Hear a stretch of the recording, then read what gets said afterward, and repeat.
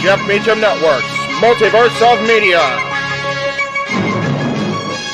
For over 15 years, the recognized symbol of excellence and the standard bearer in coverage of sports and entertainment.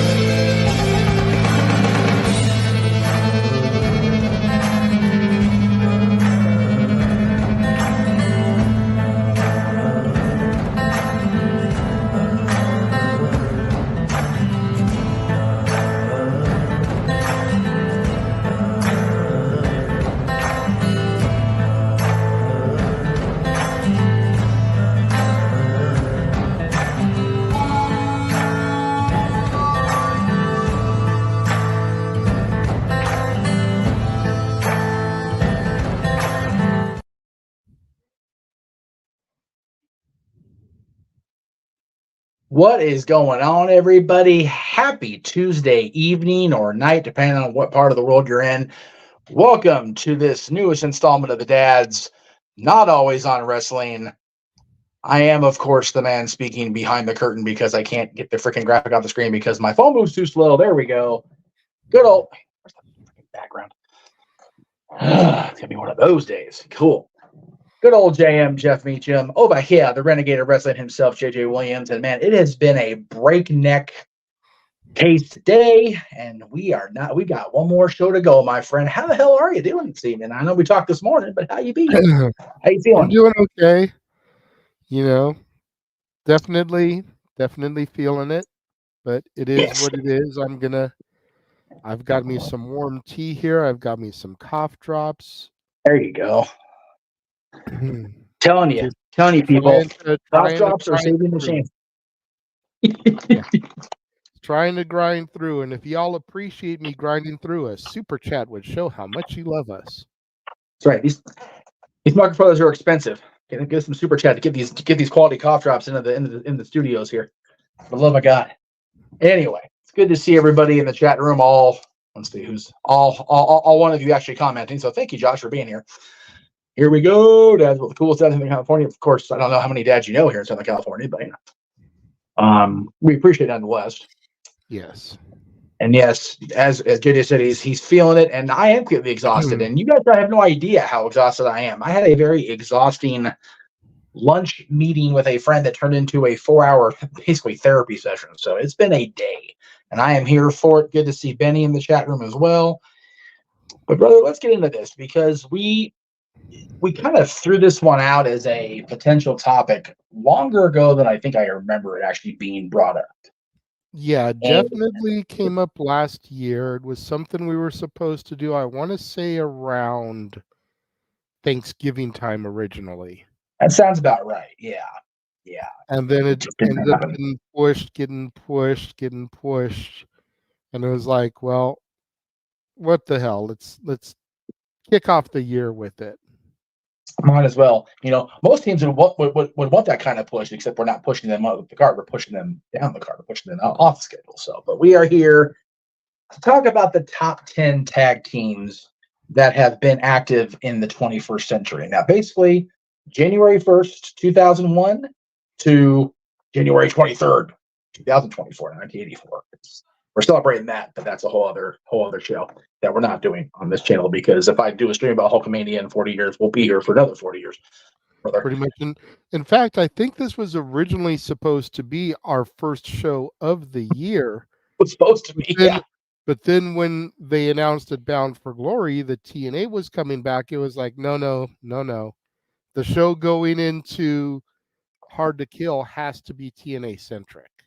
It has to be. And having done so many Rumble themed shows in the past, it was like, all right, let's get this tag team one done before we keep pushing it away that it just goes away for real at the end of the day.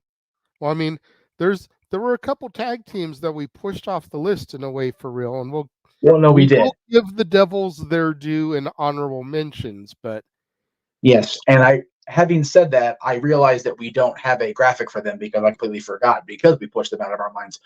good. So, That's do you want to talk about them now, or you want to talk about them later? I will. We can talk about them now. I was 175% adamant we were not going to include the Young Bucks on this list. Yes. Jeff really wanted to. He tried to sell me on it, but it was just it was smashing your junk against a brick wall. There was no budge for me on this. Yeah, no. There's only so many times you can smash your shit against the wall before it starts to hurt your wee-wee, and I'm good at it at this point. You know, I'm almost 41. I don't need to be hurt my wee-wee for no reason. I'm good. You know, I mean, I will acknowledge the fact that they have been a major force since their debut. It's about as much positivity as you're going to get me to speak on them. And that's fair. But I personally felt that there were so many other teams that deserved inclusion on the list.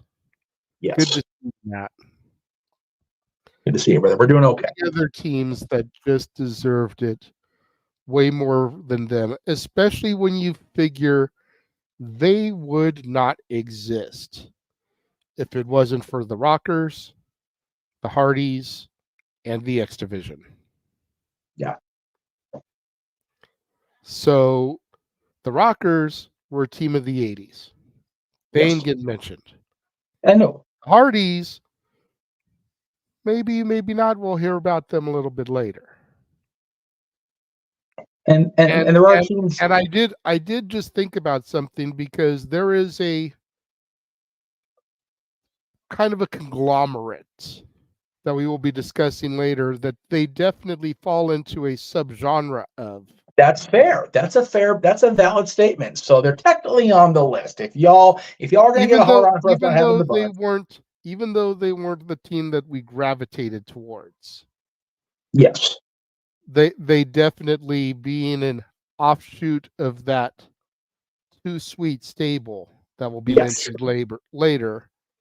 Yes. It was labor for sure.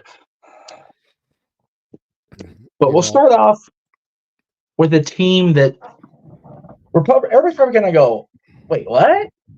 Like, why? It doesn't make sense. It'll make sense in a second.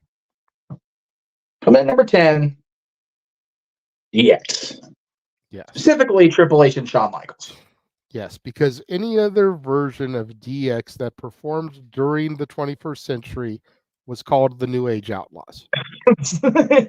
Yeah, that's what it is. They were under the banner of D-Generation X, but only Triple H and Shawn Michaels came out calling themselves DX.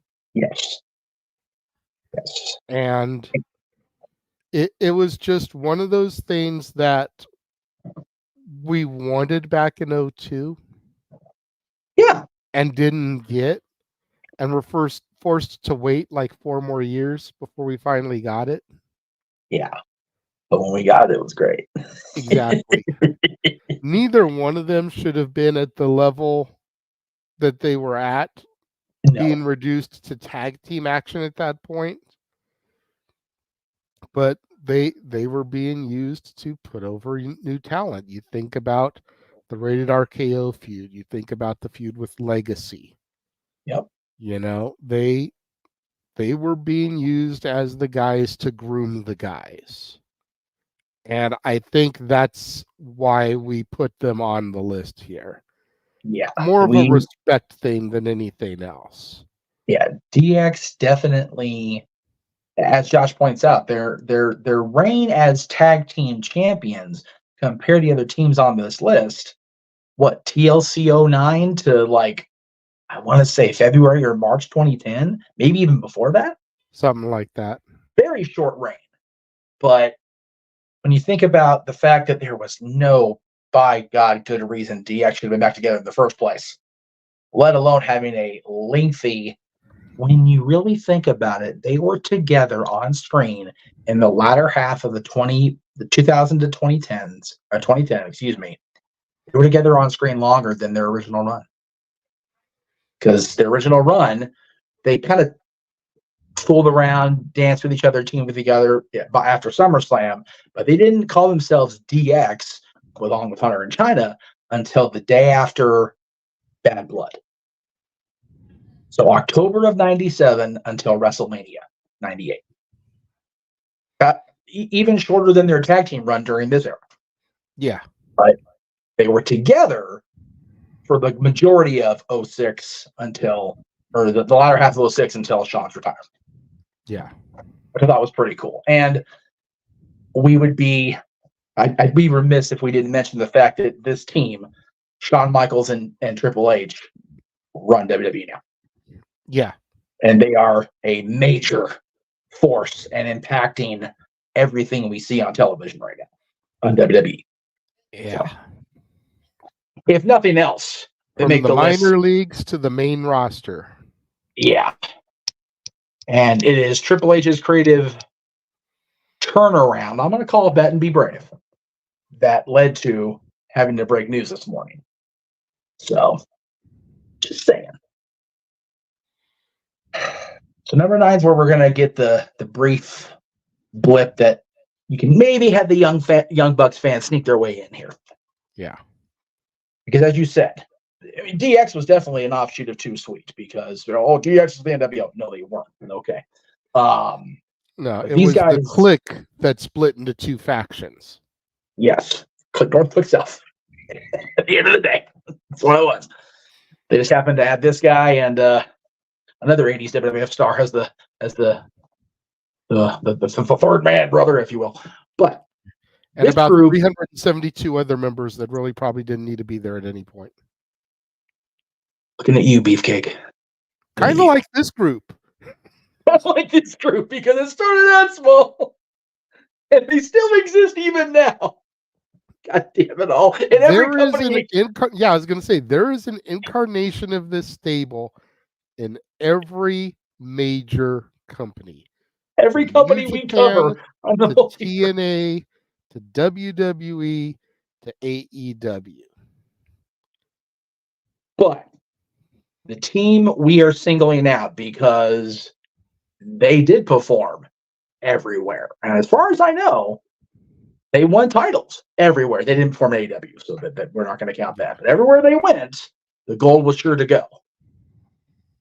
Luke Gallows, Doc Gallows, whatever you want to call him, and Carl, the Mucker Fuddin' Machine Gun Anderson, by God, and by proxy, the Bullet Club at number 9. Yeah. I was going to say, you've got ABC over in TNA. You've got the reigning tag team champions. You've got the Good Brothers, part of the OC in WWE. You've got Bullet Club Gold with Juice and Jay and the Guns. Yeah, but they're You've not got whatever right the contingent is in New Japan now that David Finlay is leading. Yes. You know, I'm surprised there's not a AAA version. Probably, you know, kind of like how there was NWO Japan back in the day. You know. Hey, Jeff Farmer got his career extended because of NWO Japan. You do not mock the bogus thing.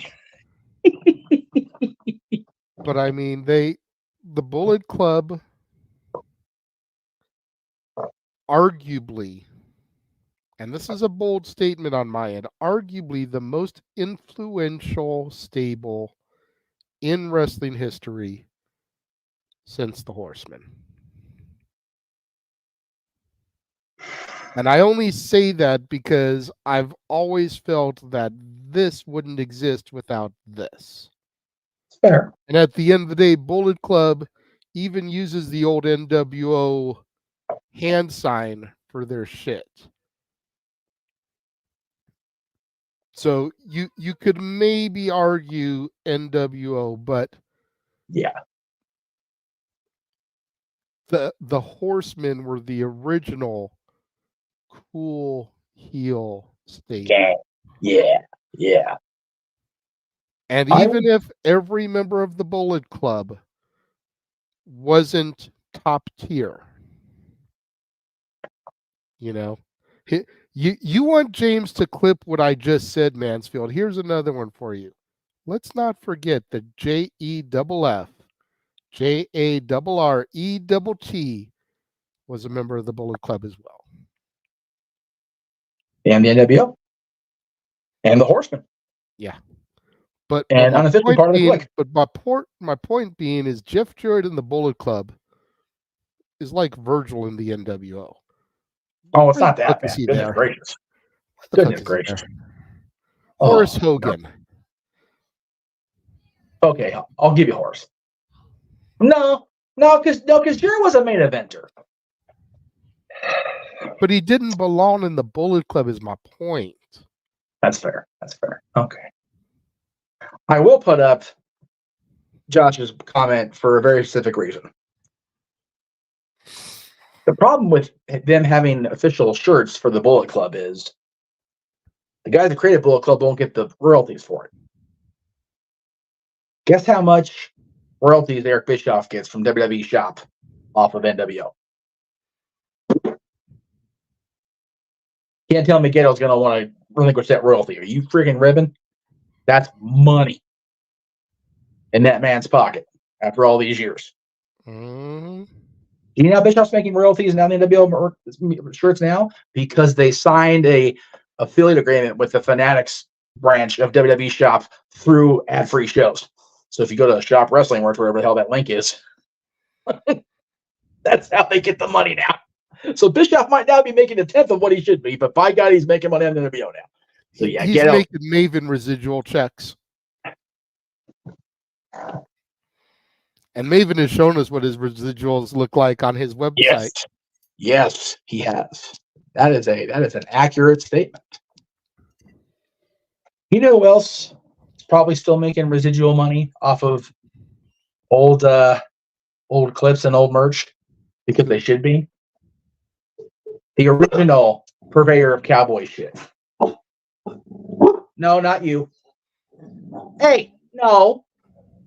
I'm talking about a guy who, unlike a Hangman, was a legitimate badass cowboy from Tennessee.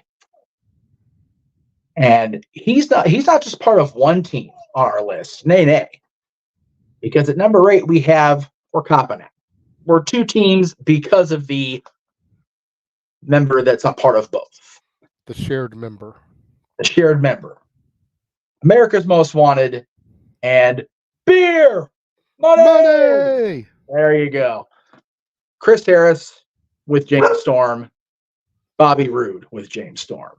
And since the dog's in the bark, I'll let you expunge on both these teams while I calm her down. I mean, the common denominator obviously is James Storm. But the interesting part in this is that when you look at both teams, at no point did you think James Storm was going to be a champion first. Chris Harris was well poised to be the breakout star of AMW. Went to WWE, had the Braden Walker tragedy, 3-disc best of series, barely was ever heard from again. That's it. Then did the beer money thing. Bobby Roode was poised to be the breakout star. He was a won star. The Bound for Glory tournament. Had his match against Kurt Angle. Lost. Next week on Impact, the follow-up show to the pay-per-view, James Storm wins the title. Out of nowhere. What the hell? Yeah, what? And the following week, Bobby Roode takes it from James Storm. Huh?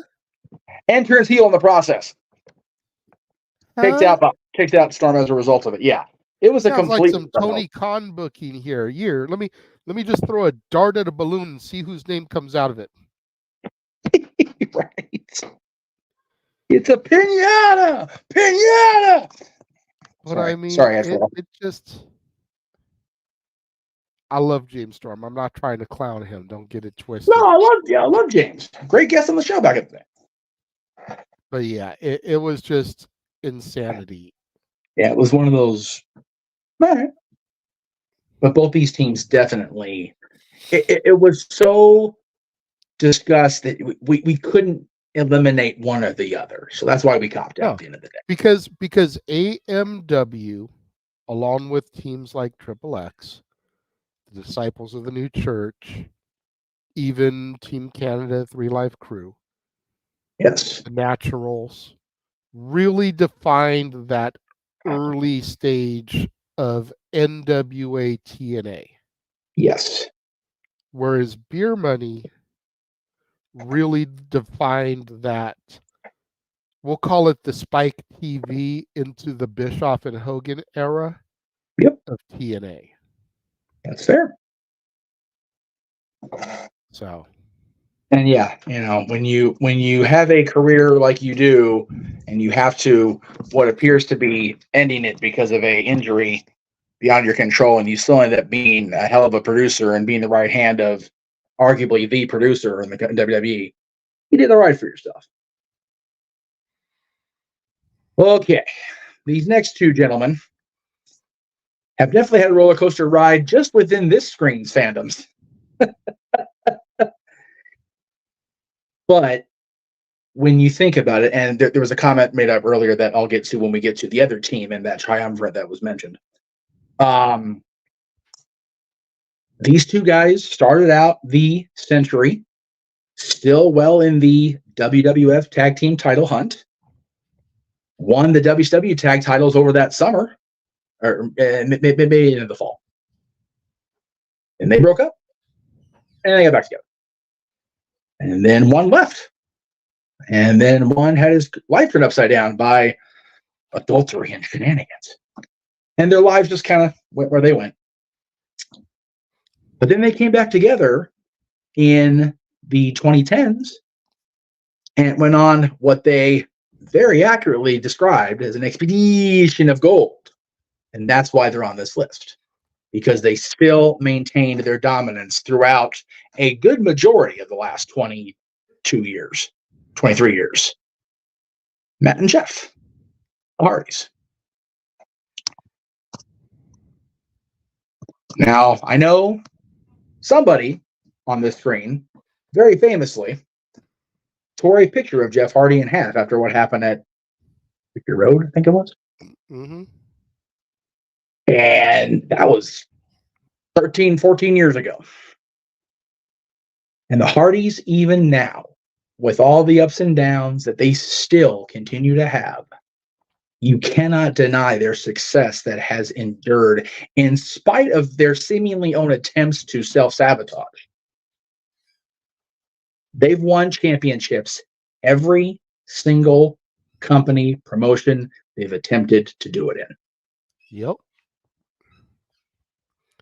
I think the only major company that they never touched them in was ECW. And AEW currently, but they're technically under contract and it could still happen. Yeah, and the ECW tag titles didn't exist when they had the opportunity, because the ECW tag titles didn't come over with the Alliance purchase, nor the actual relaunch in 2006. So, it almost makes you wonder why, with the talent exchange that was going on back then, yeah, Vince wouldn't have loaned them to ECW to get like an Impact Players versus the Hardys, to get a Nova and Shetty versus the Hardys, a Dorian and Roadkill versus the Hardys, like the FBI versus the Hardys. Obviously not the Dudleys at that point, because the Dudleys had already left, but there's enough other tandems there.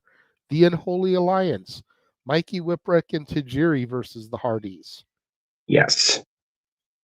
I'm just a little bit surprised about that one. And even then, the Hardys' enduring memory, unfortunately, in WWECW is having Joey Mercury's nose explode through his head because of the ladder botch. That was on the ECW show. So, Good times. Oh, you're so terrible. Hey, Not you a know grudge my left feelings unturned, towards Mercury and my reasons for it. Damn it. No, I don't even. I'm not even fighting that. I'm not even fighting that. That's why I'm laughing because I can't fight a goddamn bit of it.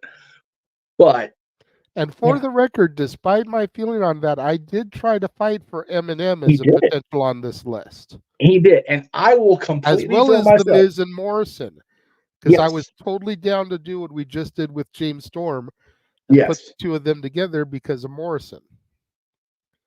and I will throw myself under that bus. I love John. He's a friend, but he never got there, right? Like he was always going to be that guy who almost became a consistent long-term guy on the roster who the company went, he's our guy. But Almost. the counterpoint, this list isn't about the top 10 guys that broke through the ceiling and became main eventers. I It's the understand top that. 10 tag teams. And as a Right. tag team, both teams were pretty solid tandems and deserve. Well, they're getting mentioned, and I will even call John Morrison and his teams honorable mentions. But did they do as tandems, Miz and Morrison or Nitro and Mercury? Did they do more than, greater than, better than the teams we've listed or the teams that are coming? What do you My guys think? argument. Leave your thoughts in the comments. Exactly. My argument was no, and that's why they're getting mentioned now, because John is a friend and Mike Withan's a friend, and because some people may dispute and argue that they deserve it over DX. That was my thought process. Had we put them on here, for the record. Anyway, the Hardys, again, you couldn't, and people are going to say, what about Edge and Christian? They broke up in the summer of 2001. They were together 6 months, maybe, out of 24 years. 23 years. Figure Edge won the Intercontinental title in August. I think the turn with the ridiculous Stanley Cup looking King of the Ring trophy was not too far after that. So at the very best, 3/4 of a year out of 23. Yeah, they don't make the list. I'm sorry. It's just not going to happen. They may make Jericho's list. But they don't make ours. Especially Christian. No doubt about it. Maybe Adam, too, because Adam probably pissed Chris off at some point. Yeah, that's fair. The other team in that TLC triumvirate, stay tuned. In between, however, for the interim, we have a team that I had absolutely no problem putting on this list. We love both these guys. We got to see both these guys in action numerous times in PWG out here in, today anyway, sunny SoCal. And they've gone on to not only be one of the most dominant tag teams in TNA history, they've also been champions in Ring of Honor and other companies they've gone to. They held the junior heavyweight tag titles in New Japan, as well as the, I think you said, the strong open weight tag titles in that company. Yes. On top of that, they've gone on to be, with all respect to our phenomenal friend, the most dominant X Division champion in the company history. And up until 2 weeks ago, a TNA/Impact World Champion. Yep. Motor City Machine Guns. No, Josh, you did not. This is the first team we've said since the Hardys. There you go, brother. Somehow the universe knew you were on a biological break, so you're good to go. Yes, Chris Sabin, Alex Shelley, two of my favorite people I've met in wrestling, period. Let me just throw that out there right now. Agreed. I love both these men to pieces. Especially Chris Sabin, all the shenanigans he contributed to XMV back in the day that we could never air ever again. But it was fun at the time. Anyway, but I never get tired of watching these boys, ever. They're so fun to watch. They are the reason why the X Division endured beyond specialty matches, because these guys can wrestle any style of match. Both of them went on to, both of them started out as singles competitors under the TNA banner. And then let's just see what happens. Shit, look what happened. Magic happened. And then both of them went on to become world champion. Alex Shelley more recently. Yeah. But took him a little longer, but he got there. Chris Sabin's arguably my favorite option to see, if I'm being honest. Just because of the way, nobody expected him to beat Bully Ray, let alone hold it for as long as he did. That was super cool. So I enjoyed both these guys as singles and, of course, as the Machine Guns. One of the cooler themes in TNA history, too, that they've pretty much kept intact. Love their theme. Yeah. Machine Guns are just a phenomenal team. And you talk about being able to help the X Division endure beyond just, the specialty matches.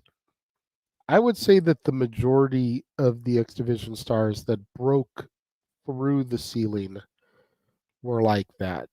You also had AJ Styles, you had Samoa Joe, you had Jay Lethal. Yep. Think about, people always talk about how that style would have these guys in a wheelchair, not able to endure a career for more than a couple of years. Sabin's still wrestling, still a champion. Shelley just lost the world title. Jay Lethal's still a prominent figure in our television screens. Sanjay Dutt, while not in the ring, is still part of that Jay Lethal presentation. AJ Styles is wrestling for the. What's that? Said for now. For now, I mean, we'll see what happens with that storyline as it develops. Yes, that's fair. AJ Styles in a world title match on Saturday in WWE, mind you. Chris Daniels still wrestles occasionally on Ring of Honor television and is a prominent figure within AEW. Mm-hmm. Samoa Joe's AEW World Champion. But I don't get the X Division. That's just a copy of the Cruiserweights. Nope. Bobby Lashley. Kurt Angle, while not a X Division lauded star, he was X Division champion. He was a belt collector before Kenny Omega coined that phrase. Him and Joe both. The X Division is such a integral, influential part of this generation of wrestling, and it chaps my ass when people claim they don't understand it. Machine Guns definitely belong on this list. It was argued that it should be higher, and I fought hard, but against it. JJ was all for it, putting them up higher. But I said these teams we got coming, I think just deserve it more, and he conceded. But What do you guys think out there? Again, let us know. Super chat. Yes, all the super chats. I did say earlier that we were going to talk about the other part of the TLC triumvirate that wasn't Edge and Christian. The Hardys were already on here, so let's just dive right in, brother. Devon, get the table. Yes. Always. Would that be the head of that table that Roman's longer seated at, where Rock is now after being a board member? Just saying. Anyway, just saying. Yeah. Natalie, acknowledge Dwayne.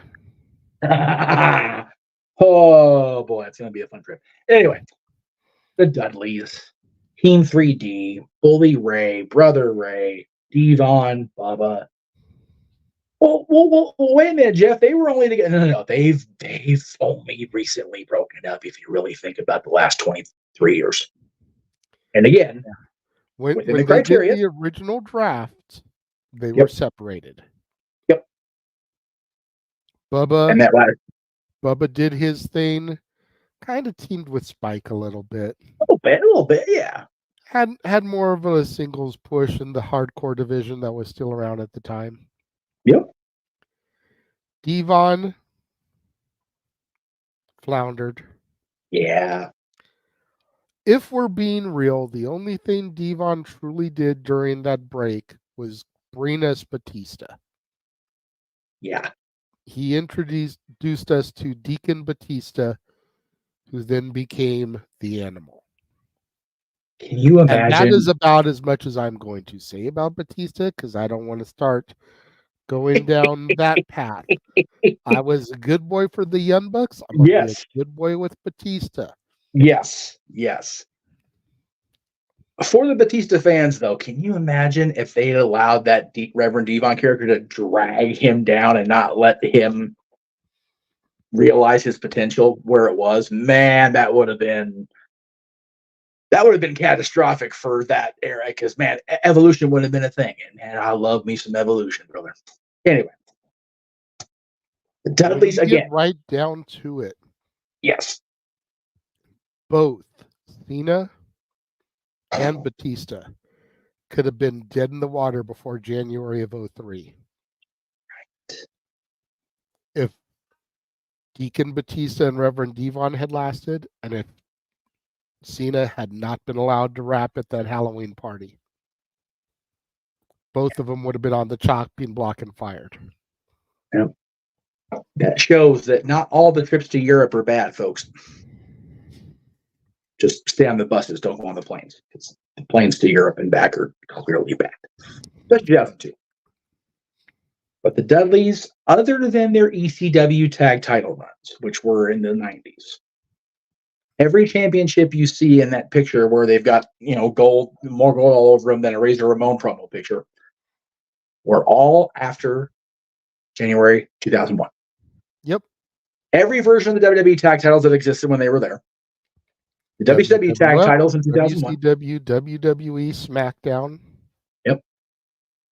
Yeah, the world tag titles that spun off into those, right? So you've got every version there prior to 2005. The WCW tag titles in that summer. But then again, I think everybody got turned with those. They were like the town whore, for being honest. Hey, I watched Undertaker and Kane win those damn belts from Palumbo and O'Hara, and almost got my ass kicked by Palumbo's brother because I was being a little rough on Shark. Not as rough as Billy's gimmick was, but anyway, correct me when I'm wrong. Then they went to TNA and almost immediately became the NWA. As a matter of fact, they were the last reigning NWA tag champions before the big dust up with the NWA. They were, by definition, the first TNA branded World Tag Team Champions. IWGP titles. I don't think they ever competed in Ring of Honor together, but they probably would have won it there if they had. And another team that really, even Devon, was able to find that little nugget of single success. But Bubba more so, let's be real, in TNA. And then they came back. And they weren't as successful in their run when they came back in 2015, 2016, but we still got another round with the Dudleys again. They were a multiple tag team title winning group throughout the last 2 decades. And they belong on this list. Absolutely. And to that Josh's... Go ahead. I was going to say, this comment is so crazy. And no, Edge and Christian aren't coming. This is why I mentioned it earlier. Edge and Christian aren't going to be here because they broke up within 9 months of this 23 years. So, yeah. But if Adam and Christian Cage actually do reform somehow, it's not out of the realm of possibility. And that is a testament to medical science and these 6 men's passion for the business. That's too cool for school. I love that. I was going to address the other comment that he put up. Why should either of those teams be on here, Josh, in all seriousness? Yeah. What did Flair and Batista bring to the table as a tag team that any of these other teams didn't do 100 times better? And Batista and Ray were champs for a cup of coffee. And put together because of Eddie's passing, if we're being honest. Yeah. Like I'm being sarcastic here, but I think David Otunga and John Cena had a more meaningful reign than Batista and Rey Mysterio. That's accurate. And each main evented the flagship show on their brand at the time. So there you go. And as far as Evolution and Flair and Batista, I think they were champions. I think, again, they weren't even together for a full year, either team. let alone, whatever. And yes, I know it was a precedent. All right, let's see, get rid of that. Where are we at here? Ah, yes. Number 4, which for most of the Dads fans is going to be a surprise. And let me just say that as we get to these 4, me and Jeff already had our list, and we were just trying to rank them, figuring out where we were going to put them. And I said, well, as far as I'm concerned, number 1 is between 4 teams. Right. So 4 through 1 are those teams. Yes. And it's really just a matter on any given day, based on what you like. Any one of them could be number 1. If we're really being honest, it could seriously be a cop out and be 1A, 1B, 1C, 1D. Right. The number 4 is going to be surprised because up until, and this is going to sound worse than it needs to, but up until their final run together in Ring of Honor at the end and briefly in AEW when they appeared there, we weren't fans of these guys because of our past experiences going to watch them and not getting to see them because of shenanigans. Yes. Number 4, well, I get this poor dog spazzed out, is Mark and Jay, the Briscoes. Take it away, brother, real quick. Yeah. And to Jeff's point, if we're being 100% honest with ourselves and the fans, it took Jay's passing for us to lighten up on our hatred towards the Briscoes.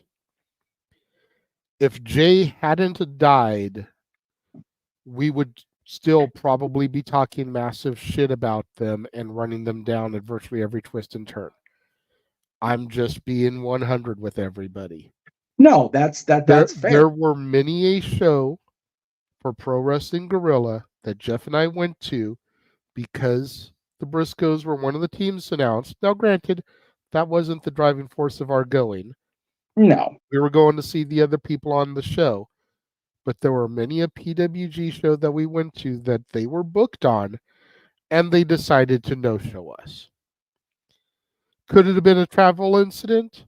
Of course, it happens. But to happen consistently? Yeah. Sounds a little sus. Yes. As the kids say. Could it have been they were just in dark places? Could have been. Possibly. Jay Briscoe's tweets were brought to light and part of why they were kept off of AEW television until his passing. Yeah. So they very easily could have been in dark places at those points. But if we're being real, we probably wouldn't have them ranked this high. We probably wouldn't be able to give them their due. And we would probably still be talking massive shit about the Briscoe brothers if Jay was still alive. And we admit to that personal bias. Absolutely.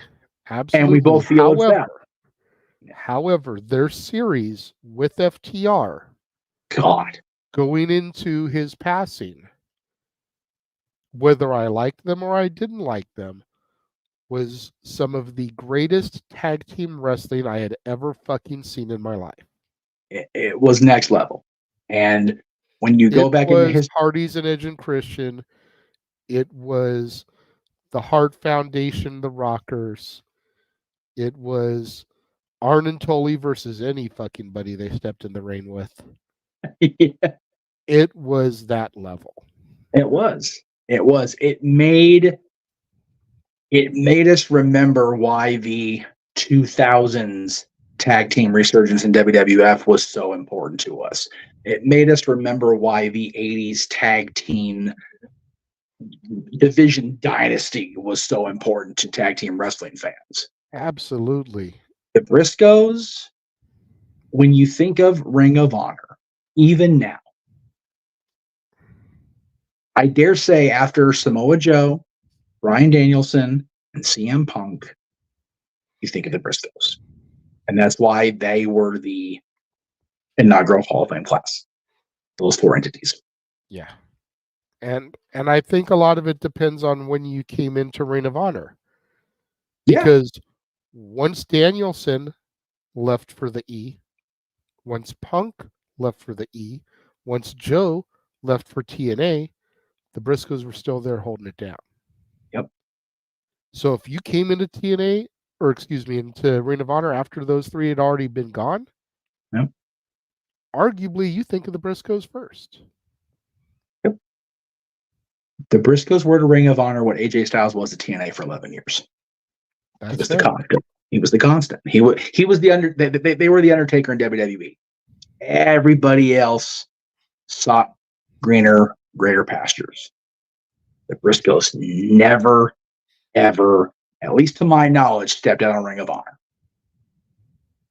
And it could be due to their demons early on, and they weren't allowed to go anywhere. Nowhere else wanted them. But Ring of Honor was still willing to keep them.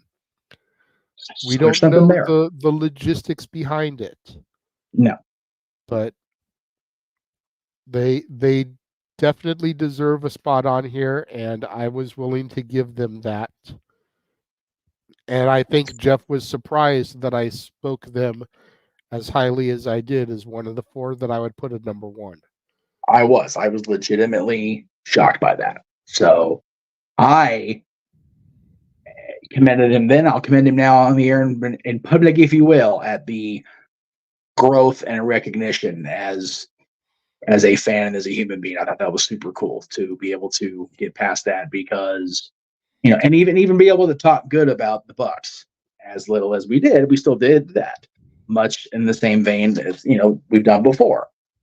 We try very hard on this show as far as, you know, Dads is probably our most subjective show that we do across the multiverse. If we're being 100% honest.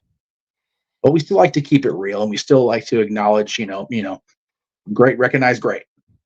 And it's that form of keeping it real that is what put them at number 4, because Jeff even pointed out in our production meeting that the only reason we would even consider them at number 1 is because of Jay's passing. Yep. So. Yeah. And that's why they ended up being number 4. Yes. Number 3, however. Number 3. I think we need to, if we could ever get him on a show, talk to Baron Corbin about. I say that because this team and its formation are what caused my then 6-year-old son to change fandoms from, we'll call him the team leader, because that's really what he ended up being at the end of the day. Especially in the early days. To Baron Corbin, because this gimmick was so much a departure for the team leader. And all these years later, Baron Corbin felt it necessary when I mentioned that he apologized to my son through me. Because Baron Corbin, once he got called to the main roster, has not deserved Dylan, my beautiful boy, changing fandoms from Kofi Kingston, strictly because Kofi Kingston formed the New Day with Big E Langston, Big E, and Xavier Woods. And yes, Josh, New Day is only at number 3. Yes. We have our reasons. Yes. Buckle in, get your popcorn, refill your bevy. That's right. We're gonna give you our logic. Yes. Chill. Up until earlier last year, the first quarter of last year, the argument would have been New Day at number 1. Yeah. And it probably gives you a big clue of where we're going later, but it is what it is. But you can't, as goofy as the gimmicks were, as much as Xavier and Kofi acknowledge the goofiness on Monday night, all three of them, not only under the Freebird rule, had the longest reigning WWE Tag Team Championship run since Demofrickin-Lition. They all went on to either become world champion, WWE champion, whatever you want to call it, or have a pretty decent singles run. Yes, Xavier only became King of the Ring, but he was the funnest King of the Ring. I love me some King Woodsy. So, but again, multiple time tag team champions on both brands, and they surpassed the record that nobody would ever be thought touched. I'll tell you this, Jay. I'm wearing this shirt for a reason today. We all know it. I'm not going to sit there and go into it. It's not what the show's about today. This show, anyway. That's still the one reign from that era of WWE that hasn't been caught yet. Yeah. And it's funny because Josh in the chat room is saying that he feels that they should have never broken Demolition's record. But I would be willing to bet that he feels that Hogan's needs to be broken. Well, because Hogan didn't do shit for the business. So that's where I find hypocrisy there. Ooh, I haven't listened in a while. Hypocrisy, da da da da da da. Hypocrisy. I haven't hypocrisy in a long time. That was fun. I miss that shit. Anyway, we love you, Josh. Nice little twit. Anyway, yeah, the New Day surpassed Demolition. Gunter broke the honky tonky meter. What the actual hell? Please don't touch Hogan's, please. Don't. But the New Day did it. And they did it. People bitched about it. People are bitching about it in the chat room right now. But all records are made to be broken. And the New Day are still such a popular act. But, 6-year-old kid doesn't understand why these three black men are coming out here acting like preachers. But this guy in NXT is cool looking biker dude. Lone Wolf. I'm down with that. Yeah. Again, Dylan, Mr. Corbin is sorry. But and I'm looking forward to seeing what him and Braun do tonight on NXT. Right. Dusty Classic. God, wouldn't that be great if they ended up winning the tournament and the titles? God damn, that'd be so great. What a redemption story for Baron Corbin. With a Steiner as his tag team partner, no less. I have a feeling, and again, Josh has mentioned it a couple times in the chat, no NXT spoilers. Yes. I have a feeling that the finals are going to be Braun and Corbin versus Trick Mello. Oh, man. If they pull that Trick Mello trigger, they might actually win this damn tournament, brother. That'd be great. Anyway, we digress. I know we're not digressing a whole bunch anymore, but we are going to, because we do want to get to the last two teams. Yes. The reason why the New Day aren't number 2, Josh, is because the team that we put at number 2 wasn't just confined to the E. That's right. Much like the Dudleys, much like the Machine Guns, much like the Hardys, much like the Bullet Club, they have won tag gold in virtually every company they have stepped into. In the E, they were known as the Revival. Outside of the E, they are known as FTR. Fuck the Revival. Dax Harwood. Oh, no, Dash Dawson. No, no, that was the name of WWE. Dax Harwood. And Cash Wheeler. Cash Wheeler. God, I always forget Cash's last name. Oh, well. The belt collectors of the modern tag team era. Yep.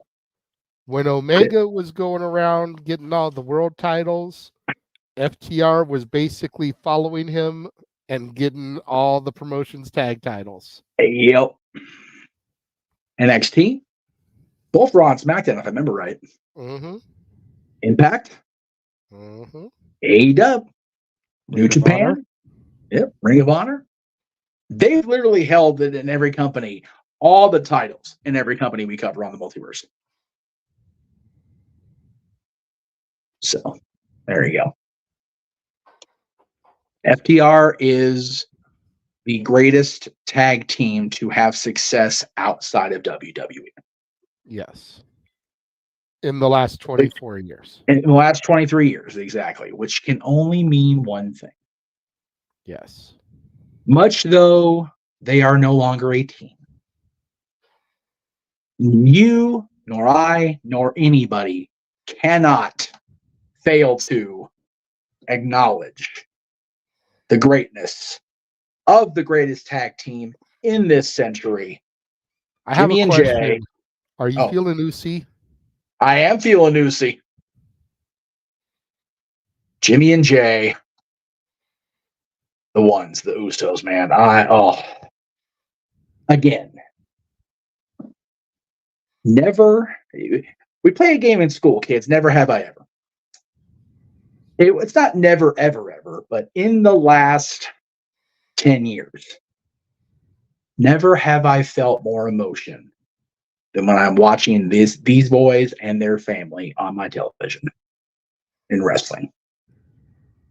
Them and their baby brother, the crazy Solo Sikoa, and their cousin evokes such emotion. And oh yeah, they went on to eclipse the New Day's run and became the longest reigning WWE Tag Team Champions of all time. But yeah, in dominant fashion. Yes. Unlike their cousin who needed their help, the Usos did it maybe with chicanery and shenanigans, but it was still primarily just them doing the chicanery and shenanigans. They still held the titles themselves. They weren't winning championships for their cousin. Like they were winning championships for their cousin. He was not doing the same for them.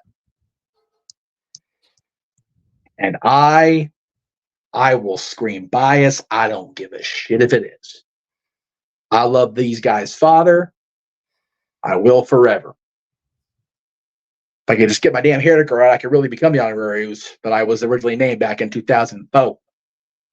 Got the same Sami Zayn look anyway. A little more of that ginger hair for that ginger snap, and I'm good to go. Yes.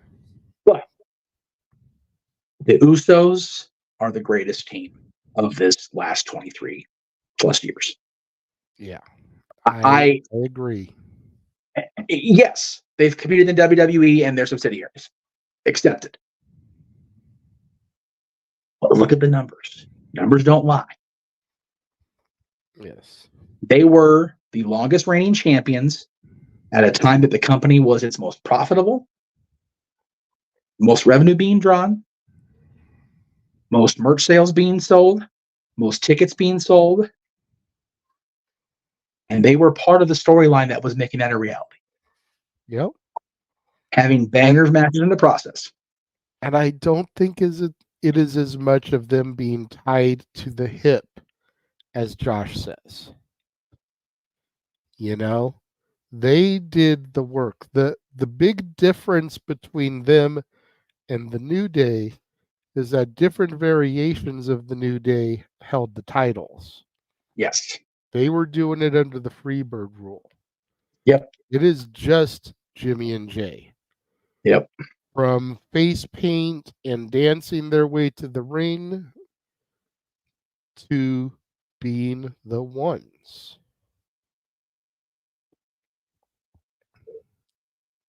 I don't think the New Day on their own against an opponent would have been a WrestleMania main event worthy program. And that's the key. The New Day would not have sold WrestleMania out. Nope. The Usos would. And especially at the point that they did. Well, if we're being fair, the name WrestleMania sold WrestleMania out. Fair. It's just like the Super Bowl sells the Super Bowl out. You know, the Super Bowl this year is February 11th. Tickets could go on sale February 12th for the next year's Super Bowl. It'll sell out. That's fair. That's fair. You could get the two shittiest teams in the league in there. It doesn't matter who it is. It sells out on the strength of the name. Fair. I retract it. That's why we've been treated to such shitty main events in the past. Fair. Allow this guy. But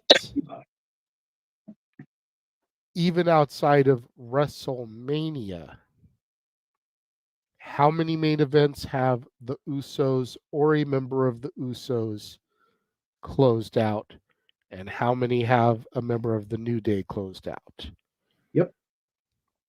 Even when Big E was champion, did he ever main event a pay-per-view, or did someone else have that slot away from him? Was he basically the CM Punk World Heavyweight Champion? Yeah, you're the champion, but you're down here. Yeah. Just think saying. about it this way. You were in the commentary booth last year with no. Emotional though it was. Yes. I remember being in the crowd going, there's no way anybody's going to be able to follow Charlotte and Rhea. Oh, but they did. There was only one match that ever could have main evented over Charlotte and Rhea. Mm-hmm. Because the story was so strong, because there was so much emotion tied to those two men and Sammy and Kevin. And I still think it was the wrong decision. As much as I can't stand the female woo, I still think it's the wrong decision, because the fact that we could have had a Flair and a Rhodes main eventing WrestleMania, yep, that's money right there. There's marketing behind that. Yep, and it would have been the first time not to do it. Yep, and Can it happen again? Maybe. But that was the moment. Yeah. And if I remember right, it would have been the first time that the Royal Rumble winners, plural, since there's been a top opportunity for that, have both been in the last match. Because Cody won the Rumble, he main evented. Rhea won the Rumble, she semi-main. The year before, it was Brock and Bianca, but Kevin Owens and Steve Austin got the last segment of that year. The year before that, it may have happened, I think. But it hasn't happened consecutively. And other than the Royal Rumble winner and the Rhodes Flair marketability, I don't think any other match on that entire 2 days could have logically, logistically, emotionally followed Charlotte and Rhea, except for the Usos and their title defense. And they made a believer out of me again, boy, because I was fighting hard against cheering for Sammy and Kevin, but damn it, I was sobbing like a baby when it was all said and done.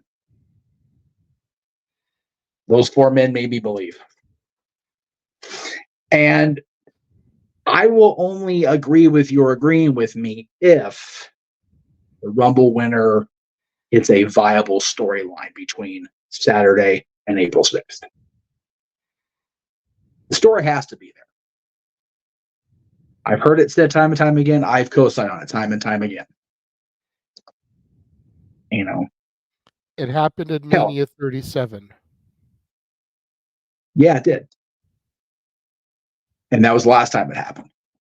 Well, only time it happened, because there's only been 2 Rumble winners since 2018.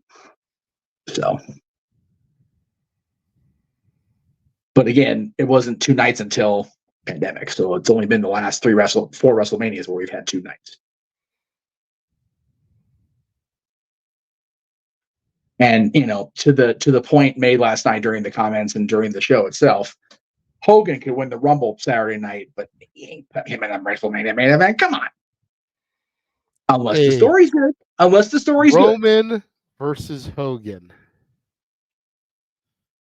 Do you want a dead Hulk Hogan? Because I think a dead Hulk Hogan. I mean, I think Josh would like it. I think he wants it.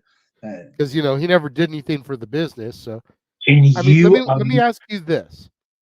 How could you make 40 years of Hulk Hogan bigger than having him challenge the Tribal Chief? Having him win.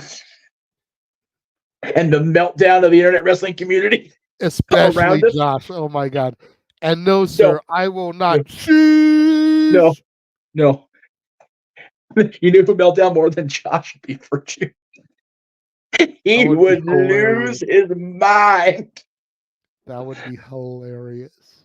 Oh, we probably have to put your daughter in the hospital if it happens, to be fair. It'd be bad enough if one of his own family beat him. If Hogan beats him, holy shit. Becky is not going to win.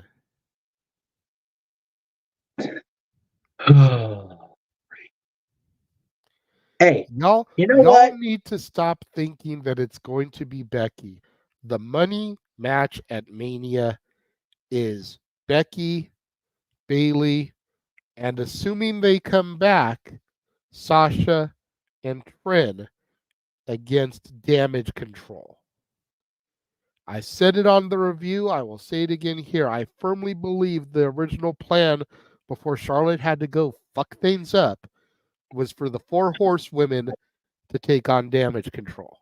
I'm cracking on Hogan. He's still picking on Charlotte. Fuck me, man. I can't win And today. because Charlotte couldn't, do Charlotte things, replace her with Trin.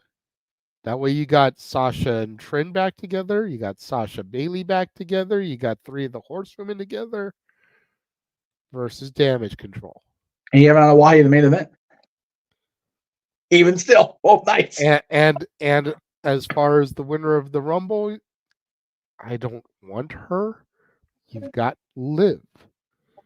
You've got Jade. You've got Nia. You've got Raquel. You've got a potential AJ Lee. There's so many other ways that you could go with this. But the way we are going to go is to avoid that. We don't need Becky Lynch. We need to keep the horsewomen away from the title. Except for Bailey, because she's been held down for a minute. She deserves it.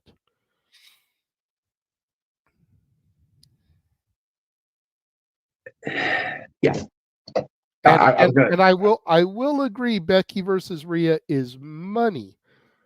But if we're being 100% honest with ourselves, Josh, people don't pay to go to Mania to see the women's title match.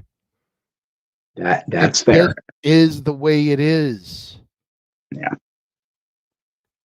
You want Becky versus Rhea? Put that shit in Perth, Australia. There you go. I'm here for that. Since Rhea's already on the freaking poster and they're billing this thing as she's probably going to be the main event. Yes. Let her fight Becky there. That's a money match. Not at WrestleMania. And to the other comment, where was Phil Brooks at first Survivor Series? Throwing that out there. Yeah. Anyway, moving right along before I get in trouble. I don't want it to be Liv, but that makes sense from a storytelling perspective. Liv and Rhea were tag champs. Liv got dropped like a bad habit so Rhea could join Judgment Day. Rhea is now the freaking world champion. Liv gets ready to make her return, goes after Rhea for revenge. That makes sense. I don't want it because I can't stand Liv. We saw how great of a champion she made last time. Yeah. So, no. You can ask the dads again coming up later in the week on Open Mic Night when I'm there for part of the show and Jay's there hosting the show. But for now, we shall shill. That's what we do around here. We don't do shows. We just shill shit at this point. Where are we at here? Oh, there. If, for whatever reason, you missed this man's review of last Friday's SmackDown, last Friday's Rampage, last Saturday's Collision, it is up in the Constantine Studios archives. Go check that shit out over at the Constantine Studios. And again, JJ, I have to point out, because you pointed out this morning, you love to see the protection on Randy Orton's back. Beautiful stuff there. Great screen capture. Beautiful stuff. If you missed this morning's For Love of Wrestling covering Raw, well, we all did because it didn't happen. However, I will do Raw along with NXT tomorrow to make up for it. Whoop, there, I'll stop my phone. However, we did go in depth about the big news regarding Raw's new home coming up next year and the newest board member of TKO. So check that out in the archives from this morning on both our channels as well. Tomorrow, you can catch also in the archives today's episode of Stat Boy Sports Bar, which happened right before we went on the air today, a little over an hour ago. So check that out as well. They also covered the news on Dwayne Johnson and the new home of Monday Night Raw. It's fun to have. Tomorrow, in addition to JJ recapping Raw, he will also be recapping NXT, so be on the lookout for that. There'll be a much better splash image because there's going to be some shit happening here in about 2 hours, so be on the lookout for that. We acknowledge the fact that shit is already happening, but yes, we won't get to see it for another hour and 45 minutes roughly. So gotta get some din in our bellies first, and hopefully go lose some of the process because I'm hungry and I'm tired. Also tomorrow, the annual Greg Cherry brand Royal Rumble members draw, this year supporting the 988 Suicide and Crisis Lifeline. Special start time for the Greg Cherry Show tomorrow, 6:30 Eastern, 3:30 Pacific. So be on the lookout for that. Alert, special start time. Again, yes. 6:30 p.m. Eastern, 3:30 Pacific tomorrow. Going to be a cool show. I always enjoy it. I'm curious to see what my number is going to be. Definitely. And Greg got out the tweet of the day so far because he put up a picture of him setting the tumblers up with the number balls and everything. He goes, "I apologize for putting my balls out there without warning first." I'm like, I just did a gift for the Rock going, Bravo. That's good stuff. Tweet of the day so far. I said what I said. Damn it. Every once in a while, Greg gets off a singer. It's like, very good. On Thursday, you can check out JJ's review of AEW Dynamite on For the Love of Wrestling, as well as Meach's Musings in their usual time slots. Friday, JJ, for now, is still reviewing TNA Impact. You can check it out Friday morning at 9 a.m. Pacific, noon Eastern. You can also check out JJ, Noah, and the gang simply predicting the Royal Rumble, which that show will air Friday night, 5 p.m. Pacific, 8 Eastern. I unfortunately will not be able to be there, much to my funny bone chagrin, because that's always a good time watching you guys predict the pay-per-views, because it is a fun atmosphere to be around. But I will see at 5 o'clock. I'll probably be knee deep in the mountains heading between here and the Antelope Valley, so there'll be signal worth dog shit. So it'll be what it'll be. But you guys have fun because you'll be predicting the official start of the road to WrestleMania. We will have our coverage of that show coming up Saturday night, 6 p.m. Eastern, 3 Pacific, across the multiverse of media. Yes. And, of course, followed immediately by everyone's favorite Saturday night Brandon Shenanigans open mic night, hosted and moderated by this guy right here, JJ Williams. Yes. I may or may not be there briefly. It depends if we get a proper start time. It's Vegas. Yeah, right. What you need to do is, as we come on the air, you need to have Jenna bring us on the air.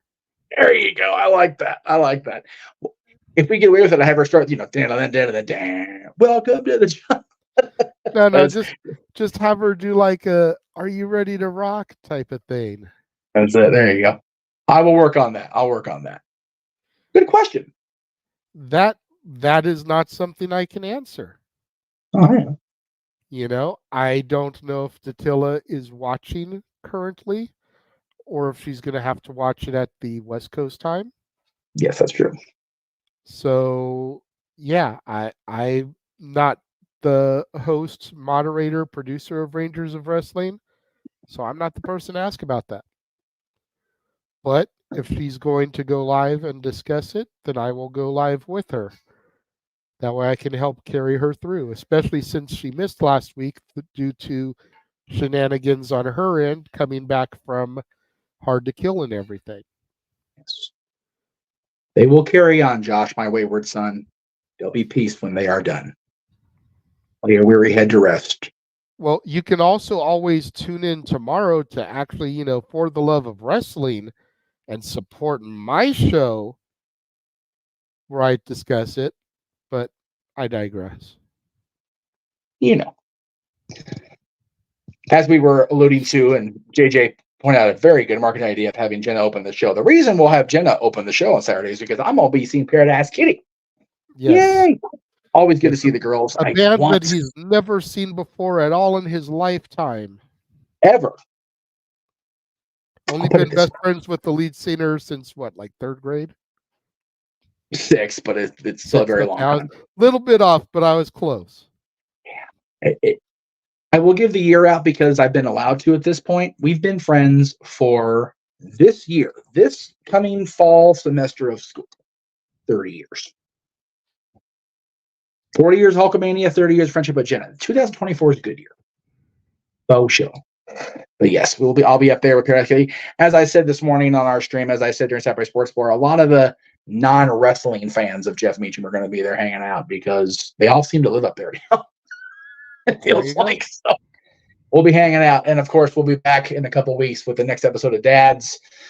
I don't remember what we had planned for that, nor do I have a graphic ready, but we will be back with Dads. It's going to be on Tuesdays, at least for the time being, because of my son's new schedule. So be on the lookout for that. Be on the lookout. If memory serves me correctly, good sir, the next episode of Dads was going to be on a Friday. Yes, that's true. That's fair. Because it is a very special episode of Dads. It is. That's right. It will be 60 years to the date that the Beatles appeared on the Ed Sullivan Show. So I have a really big shoe that day. And we will be doing the top 10 Beatles songs of all time. It may have to be a collaboration. I'm hoping that my dad will be able to come back and join us. I am hoping that Bossman Rift will be able to join us. I was going to say, can we count Pet Dads? Because I really want her to be on that show. and you do that, Mansfield. Just like the new seat on the board of directors. You know your role and you shut your mouth. Why do we have an open mic night graphic? I don't know. It shouldn't be there. Hang on. I don't know why it's even there. Give me a second. Yeah, I've never seen that image. I know. I was trying to record a new opening for after the pay-per-views. What I was trying to find, now that I botched it completely, was know your role, Josh, and shut the fuck up, Josh. I was trying to do, but I botched it. So anyway, crap. Big time botch. Jesus. I know. Okay. Yeah, I was gonna have a really cool thing, like when we left the pay-per-view and had the stream for the Old Mug Night start, had to be like the press conference openings. Just begin momentarily and then have the castle opening. But I ruined the surprise. I ruined everything. It is what it is. Yeah, Josh, do your homework, bro. I don't have that one loaded in. I had to take shit out today. But yeah, this is going to be one of those episodes. First of all, you spelled it Beetles. That's it. You're fired. I'm going back into the studio for this one. Where the hell is it? Damn it, I need to find it now. Name made me mad. What are you, a fucking piece of shit? Wait. Or shut your bitch ass up. There we go. I like that one better. I'm not good with spelling. Excuses. Oh, terrible. We better get off here before we get in real trouble. Yeah. But yes, the next episode of Dads will be on Friday, February 9th. Yes. As we count down the top 10 Beatles songs of all time. Yes. If we cannot get the special guests, I don't know, dude. I don't know if I want you to have to take a cop out and do a joint list. You were able to put something together for the solo. Why can't you put something together for the group? I don't know. I'll try. I do Go enjoy to Spotify. Listen to the albums. I know. Make your list. I will. I'll even check it twice.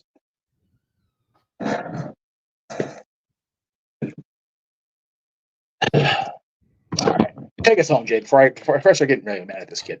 All right. We want to thank you guys for tuning in and joining us tonight for the first of many Tuesday night episodes of the Dads, Not Always on Wrestling. Yes. For the West Coast Professor, Jeff motherfucking Meacham. Yeah, buddy. I am, of course, the Renegade of Wrestling, JJ Williams. Thank you all for joining us and tuning in. And we will see you guys tomorrow for the Great Cherry Show and for the love of wrestling. The Jeff Meacham Network's Multiverse of Media. For over 15 years, the recognized symbol of excellence and the standard bearer in coverage of sports and entertainment.